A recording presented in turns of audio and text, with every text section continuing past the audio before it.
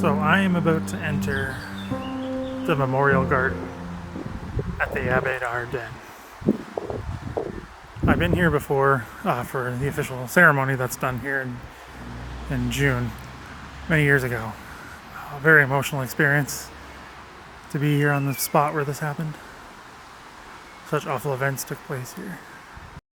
20 Canadian prisoners of war who were taken by the 12th SS in Normandy and brought to the Abbaye Ardenne were murdered. Most of them were murdered in the garden itself, with a few of them killed in some other places. Most of them were also buried in the same garden. That little patch of grass there is where a few of them were buried, and some of them were buried in other places around the garden as well, and just outside the wall, the back of the garden. In the clip you're about to see, I'm going to be discussing what happens to the second group of prisoners that are murdered in the garden. The first group were murdered in a more sporadic fashion of being interrogated. Some of them were shot, some of them were beaten to death, or both. But this second group, we know this happened because there was a witness who was a member of the 12th SS, Jan Jesuik, who was a ethnic German but Pole by nationality, who was forced into the 12th SS and was there when these events transpired. So he saw what happened and later testified at Kurt Meyer's trial. So the men were kept on a barn on the other side. So they were brought out this door by the 12th SS and then told to go down here, and then were shot one by one. So the last guy to be shot would have been waiting a very long time for this to happen, and would have had to have walked over the bodies of his comrades as they were just shot as they made them move further and further down. So those after who figured out what was happening started shaking each other's hands before they would go out when their names were called, because they knew they were going to their deaths.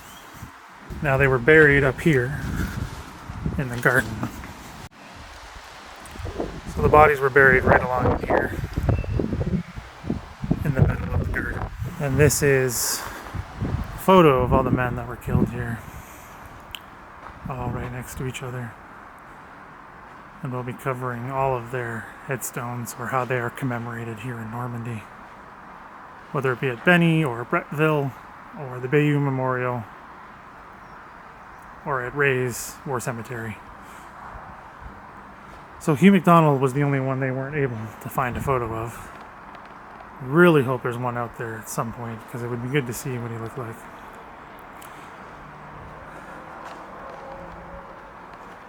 But this is all of them who were killed here by the 12th SS. The thing about these murders, especially those at first, is they were seemingly random. There was a lot of prisoners brought here after the fighting on the 7th through the 9th. And they were brought here, and at one point they were all put together in the courtyard on the other side, and they were asked to volunteer. They didn't say for what, but to volunteer.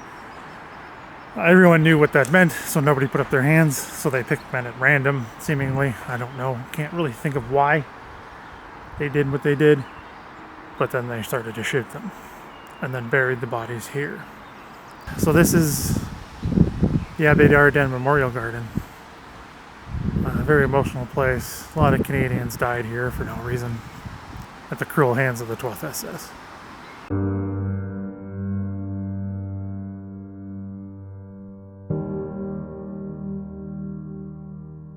I'm walking towards the memorial that was put in place thanks to the work of Campbell, who wrote on the murders here at the Abbaye, and really set off the events to lead to this memorial.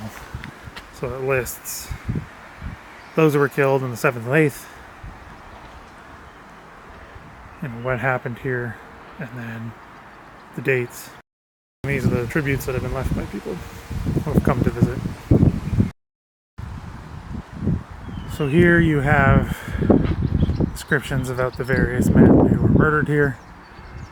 This is a good moment to mention this will not be the first video I'll be making about what happened at the Abbaye or about the men who were murdered here. I wanted to get this video out to act as a kind of introductory piece for those who might not know about these events. I will be making another video that goes into way more detail about who the men that were murdered, who they were, including visiting their commemorations in Normandy, as I mentioned earlier, and more detail of the events that happened at the Abbaye.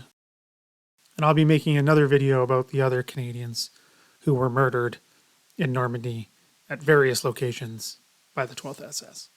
So this plaque next to the door where the murder came out gives an explanation of a series of events about how it all came together and the events were figured out, all of that stuff. So I've been looking at these war crime files, the originals, and seeing the work that went into this. And people pass it off disingenuously as some sort of ploy against the 12th SS or something like that. But the work was done. They even worked to make sure that this area was even held by the 12th SS. You saw what they found. It's included in the file. There was envelopes included in the file addressed from 12th SS soldiers. So this isn't just something that was made up, besmirch a former enemy. They did the work to find out what happened here.